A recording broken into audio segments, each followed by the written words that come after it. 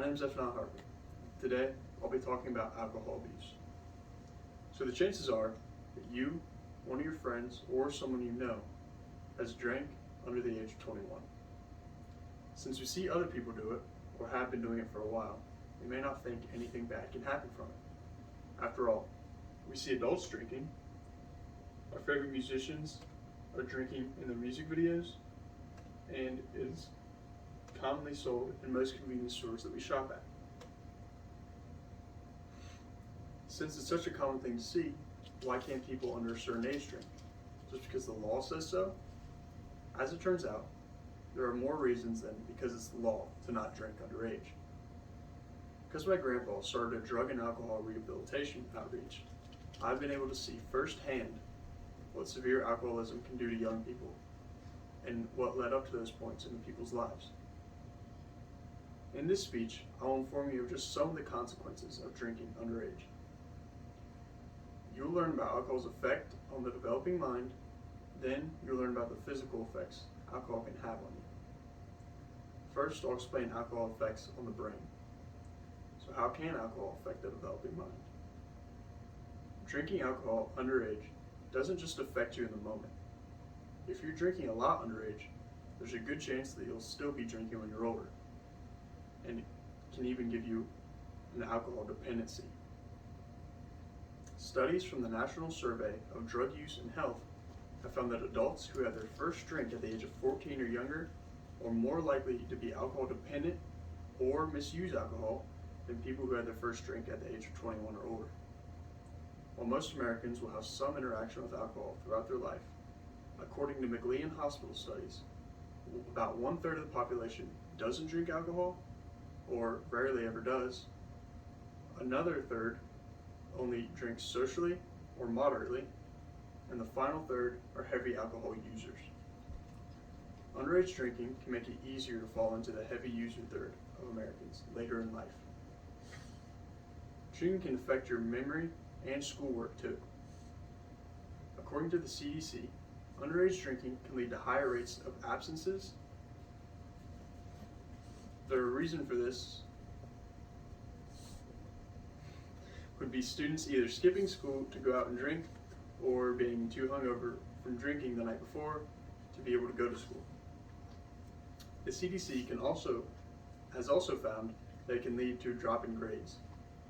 These would be caused by drinking after school when you should be studying, or drinking after you've studied and then ended up forgetting what you've learned. Excessive drinking can also alter moods and feelings negatively. Most people who drink do it to have fun or to feel better about something in their life. But the CDC has found that excessive drinking can lead to higher rates of depression and higher risks of suicide. This, accompanied by teenagers and young adults' already high suicide rates, can be extremely hard to control. The CDC didn't just find that suicide was at a high risk, but also homicide.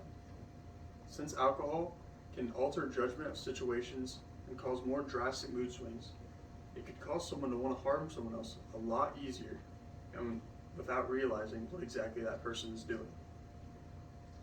Alcohol doesn't just affect the mental part of your mind either. Alcohol can literally damage and destroy brain cells. The Government of Queensland's health website published an article stating that alcohol can damage the hippocampus part of the brain, which is responsible for learning and memory. They state that the brain cells in this part of the brain can be damaged or destroyed because of alcohol use, which can lead to fuzzy memories and even blackouts. They also state that drinking at a young age can literally cause adolescents to have a physically smaller hippocampus than their peers. Next, I'll talk about how alcohol can physically affect you. Underage drinking can lead to you having physical consequences too. The most well-known physical consequence is visual and motor impairment. This can lead to multiple consequences, but the most well-known and talked about is drunk driving or driving under the influence. This is not only has the ability to harm just you for the rest of your life, with chances of crashes or wrecks leading to your death or serious injury, but possibly other people's lives as well. If you happen to get in a wreck with another car that has passengers and then they end up getting injured, or dying. Another consequence of visual and motor impairment is something as simple as falling and hurting yourself. Since you can't see as well or walk straight, it becomes very easy to lose your balance and end up landing on something that could harm you, like hitting your head on the table. Another potential consequence of underage drinking that needs to be talked about more is sexual violence. Sexual violence is when someone gets taken advantage of while they are too drunk to give consent or to know what is going on. While this can be in any age group, it is more common in late teenagers and young adults when people are going out and partying more often. Since alcohol can impair memory and judgment so easily, it can be easy to do something that you don't mean to do, and then wake up the next day and not even know what you've done.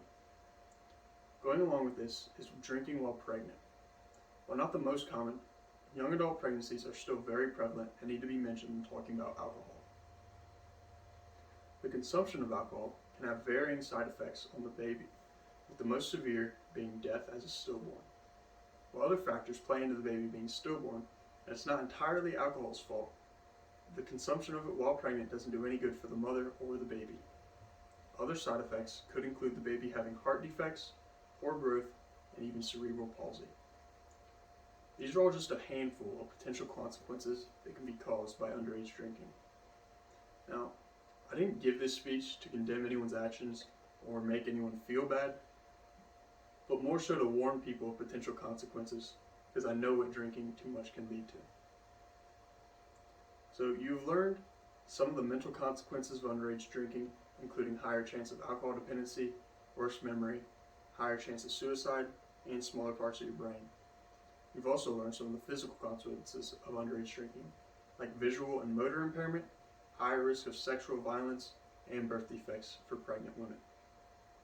I hope that you consider these points the next time you want to go party or just have a drink.